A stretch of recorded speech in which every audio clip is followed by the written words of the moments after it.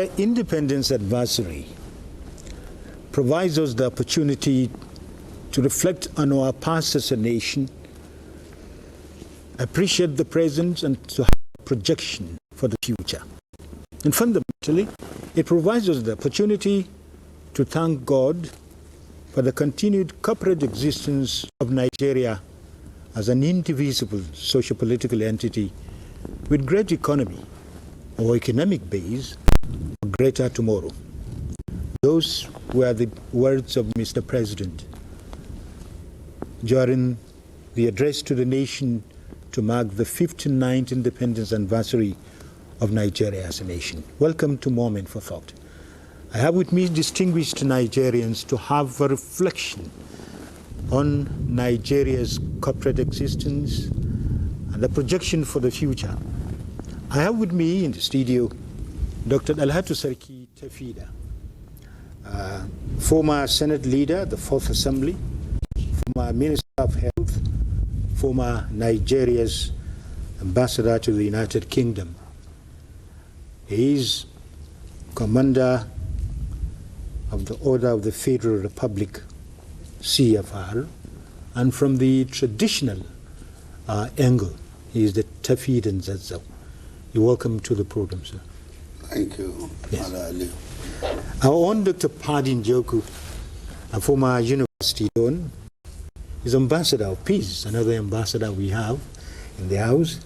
Dr. Padin Joku, President, International Institute of Leadership and Governance, National Dean, Association of Ambassadors for Peace, and National Chairman, Partners for the Protection of Ethics and Values.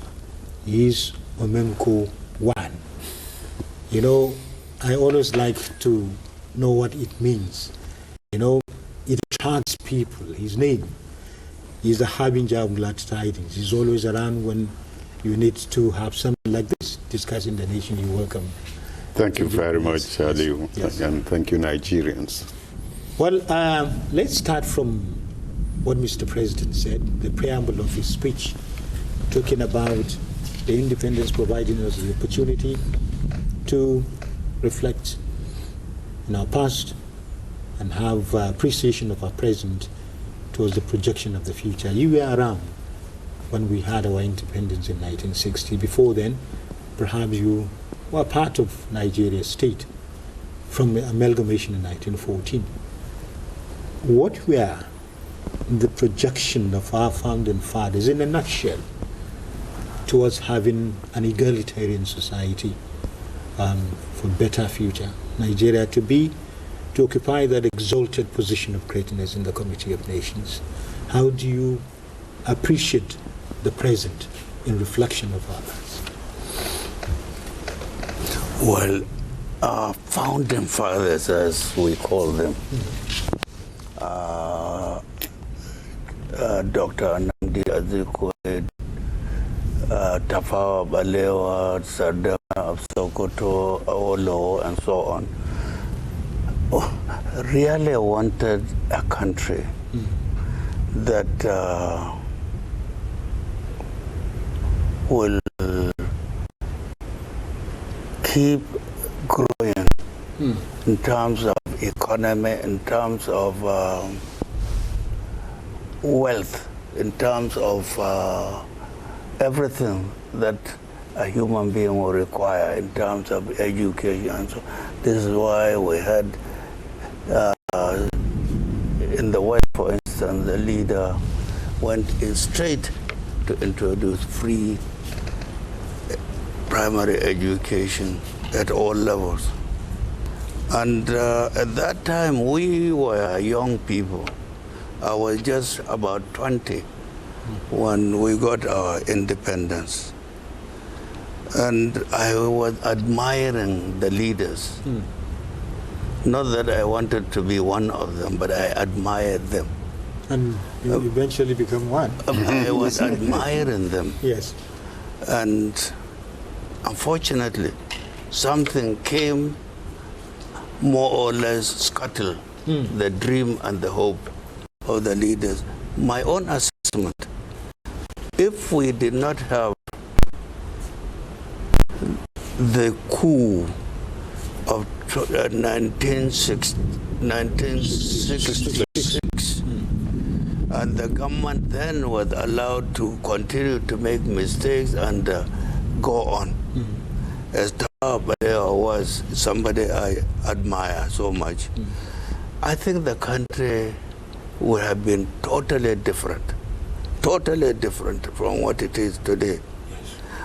But you see, right from then, what the military took over, and later there was a war, civil war. That was the beginning, to me, of the problem Nigeria has.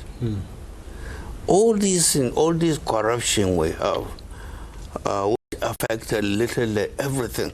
Everything we have in Nigeria today is affected by corruption and greed.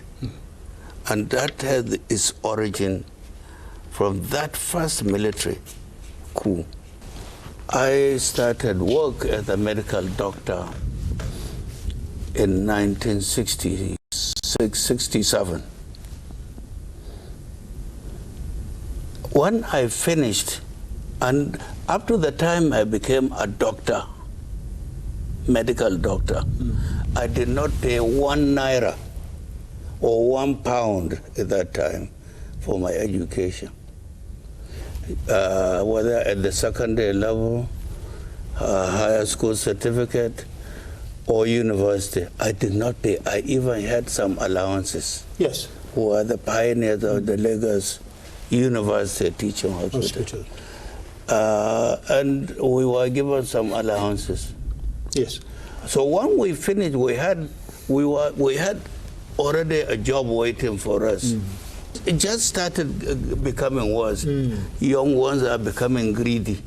And of course, if you watch, you don't join, of course, you are considered as a fool. Yes. And unfortunately, this is the problem of Nigeria today. Yes, Dr. Njoku, from what His Excellency said, a kind of chronological explanation of what happened to Nigeria. You are a living witness to most of what he said. And I'm talking about, you know, to take solace with the Lord alone. Could that happen? Let's see what Mr. President said. He said, this change cannot be delivered if we are united, if we are not united in purpose.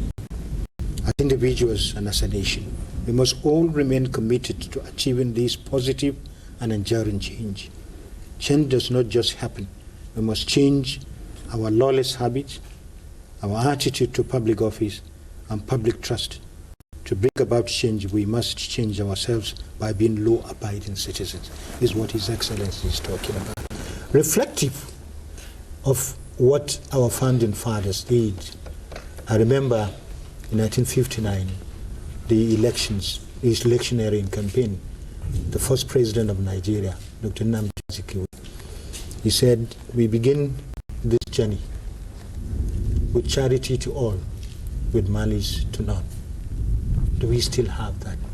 If we are reflecting of what we have today against the backdrop of what Mr. President said. Well, thank you very much for that background, and I thank His Excellency for the one he has provided also. And I think what the President said in his broadcast is opposite, is proper. Let us celebrate our independence, but let us deliberate, let us contemplate, let us meditate on our situation. How have we fared from 1960 to 2019, 59 years after we were supposed to have been liberated? Have we been liberated into progress or retrogression? We must ask ourselves questions. And he said something very important also, which I agree with, and I tell Nigerians, change does not just happen on its own. We must make the change. Nigerians have resigned to praying. Yes. So much so that when the Green Eagles or any other team of ours is in the field with Chelsea, while Chelsea is playing, we are praying. And we commit what I call abuse of God, God abuse. We want to leave everything to God. We don't want to help God to help us. We must be praying and playing the part we are supposed to play as a people. Things have drifted to a very, very dangerous stage. His Excellency mentioned something. At independence, I was a young pupil. We went and paraded in the fields. We were so happy, so full of hope. I had my small flag and the cup they gave us. We were told that we were now entering El Dorado. We will be responsible for ourselves. 6 years later, some misguided youth in the army steals the sovereignty of the people and puts himself on the throne and asks you to address him as His Excellency. So those misguided youths, since they committed that robbery in 1966, we've never gotten it right. It's been one calamity after the other. After that, we got the pogroms. After the pogroms, we went to civil war, committed fratricide, killed millions of our own nationals. And then thereafter, another doom befell us, which we regarded as a boom. The oil boom, which is oil doom, made Nigerians relax. The industrial spirit, the investment spirit of Nigerians died off. And also, we started solving problems with immediate effect. Immediate effect. You create states without asking how viable they will be. The military contributed towards the development of the country towards some certain policies and what have you. Let's take a look at Nigeria. One of the fundamental issues which the current administration brought forward, economic resuscitation drive and fighting corruption and security. But corruption remains the curriculum of a society. It affects all the other three, the other two, and all the branches, sectors of the economy.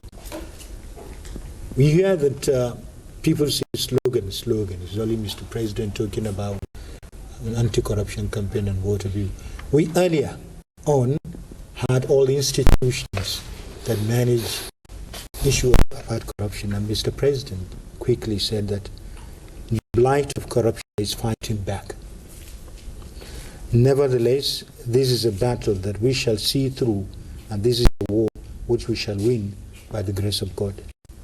I will also call on Nigerians from every walk of life to combat corruption at every turn by choosing to question and confront corrupt practices or through whistleblowing. Together we can overcome corruption and will no longer be a country defined by as corrupt. You find a social system, we agree, with people that makes wealth. I remember Dr.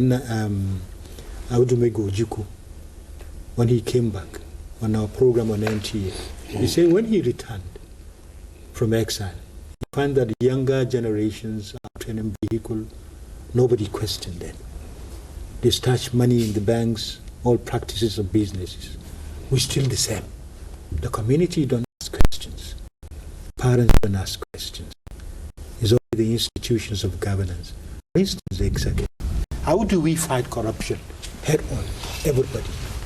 Your Excellency. That's a good question. And the answer or my response would be similar to what some people say as to the defect what President Buhari is doing. Quite all right, he is fighting those who stole our money, our common wealth. Quite all right. But I think to fight corruption to its very root, this thing is beyond trying to cut those who have stolen our money. It has to go down to the education of the youth, because the youth actually are the ones, more or less, that don't know the idea of having too much money or not having too much money. The youth are the ones that should be taught to be satisfied with the little, or to work hard and get the little that they are able to earn through their sweat, not while sitting down or sleeping. And you cannot do that without creating a program that will educate the youth right from school. Many institutions of our learning, in our time, we were taught by the British, the English people. So to see somebody that has been taught by an Englishman at secondary or primary level stealing is unusual, is not normal. And such people we have who come out, the first thing they do, they want to have, like somebody said, they want to have a house. I did not have a house until I was, I remember 1984, when I finished working with former President Shagari. I didn't have my own house. I did not have, and I was a doctor. I have been a doctor, a medical doctor. 1967. It's 67, and a specialist for that matter. But people, young ones, will want to have money. And they also, the idea that they see this old man having a house. How did he come to have a house? He has a degree. I also have a degree. I must have a house now. I must have a car now, and so on. There must be a way where the youth are taught to be contented with what they earn. In other words, we should take a second look at the curriculum. Exactly. But I don't think what President Buhari is doing is all right. Yes. Of course, there is an issue that came before him, before his government, that people were said to have stolen and so on, so going after them. But if you go deeper still, there are many more people who have stolen. So it's a matter of orientation. Exactly. And orientation. the value system that degenerated in our education system. You are an educationist, you are dean and university education, taking a look at curriculum and what you NACO and all this kind of thing. Do we need something like this? And again, you know what the president had kept on emphasizing, even in the civil service, is not like before. I remember Ambassador, Kwandi, in one of our programs, he said, just as His Excellency was saying, that in the past, you know, the accounting system, and when you are retiring, all the expenditure is enough to do all the work. We couldn't have even had the need to have EFCC and what have you. We had followed the pattern of before. That even the premier, after his tour, he will come and retire. And the money is put back to the city. But do we have that? Is it the younger generation that catch them young, or even the cankerworm within the system today? Because it's a two-edged sword. Thank you very much. Taking it up from where he stopped, there is a saying that you do not legislate character. You form character. I was leaving the aircraft one day. One lady, the hostess said, "Oh, sorry, sir. This is a pen we found in your seat, a golden pen." I said, "It's not mine." She said, "But no other person sat there." She said, no, you can take it, we are doing that. I said, I'm sorry, my father taught me not to pick any other person's belonging. Yes. Whatever does not belong to me, I was brought up not to pick. To pick means it's lying loose. But that is the education I imbibed from home. Before now going to school, before going to church to learn that I not steal, the home has a very important aspect in character formation. We don't wait until we get to a level where we have either a decree or a law. By that time, damage has been inside. So it's the value. It is the value. We must look at our values again. And in looking at our values, we must also look at our role models. See, when a man said, I've been a doctor for this long, I didn't own a house, he has value to transmit. So we have to look at our values. They've been completely eroded. We have to look at our leadership recruitment system. Every leader is a role model. So many people are looking up to him. We also have to look at our content, what is inside us. Because when you have no content, you are permanently discontented. You continue acquiring materials thinking that they will fill you, but they never fill you. That's why you see one man pack 30 cars and still looking for ways to steal more, thinking that he will become like Senator Tafida, not knowing that what is inside Tafida is accomplishments he has made gradually over the years, not necessarily materials. So we have that problem. Granted, governments can go after people, still wage this war against corruption, but to serve as deterrent. Yes, but then we have to start from the grassroots. Reorientation. Family, school. We must teach the children ethics and values. What are our values as Nigerians? What do we respect? What do we abhor? If we don't do that and wait till the day the man becomes a governor and you want him to behave well, my people say you don't learn to be left-handed at old age. So, that's part of our problem. Yes. Talking about the society itself, is a symbiotic relationship between the state and its citizens. This, how do we... Well, I think what I said is still relevant when it comes to education. You deliberately introduce this, make sure the children learn, and really, even if it is through exam, they pass an exam. Unfortunately now, even our families seem to have been consumed by the general attitude of the society. You are a son from a house, maybe a big house, a family. You start work, they expect you to have money to do this thing, they expect you to do this. You know, this man, the son of that man is bringing, he's doing this thing, he's doing very well. And you are not doing well, you are not bringing anything home. Yes. And this is all part of the society of the decay of the society. Yes. Okay, Dr. Njoku. Yes. Serving as deterrent to others.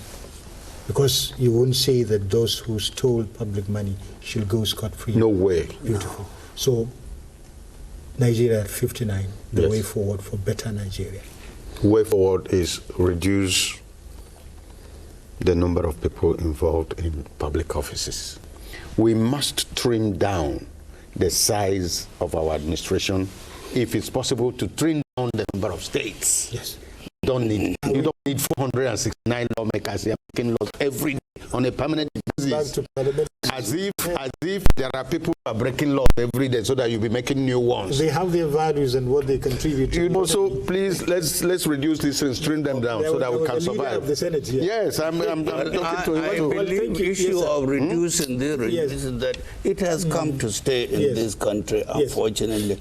Unless you have a military regime that will sit and devise its own way and announce. But for as long as it is going to be through legislation, what you are saying will not be possible. So it's just to manage the economy. We have manage it to well. manage. You have to ask yourself, if you are a governor, Yes. I want to do well for my people. I want to do well for my constituency that have elected me. I think we'll come to that. Well, you've had it all. That is Nigeria at 59, a discussion, a moment for thought. Just as what Mr. President said, all hands are to be on deck. It's not only government, because people are government. It is the people that constitute government. And Nigeria should forge ahead so that it will occupy this noble position of greatness in the community of nations. Thank you very much, Nigeria at 59. Congratulations, Nigeria. Thank you for watching. Goodbye.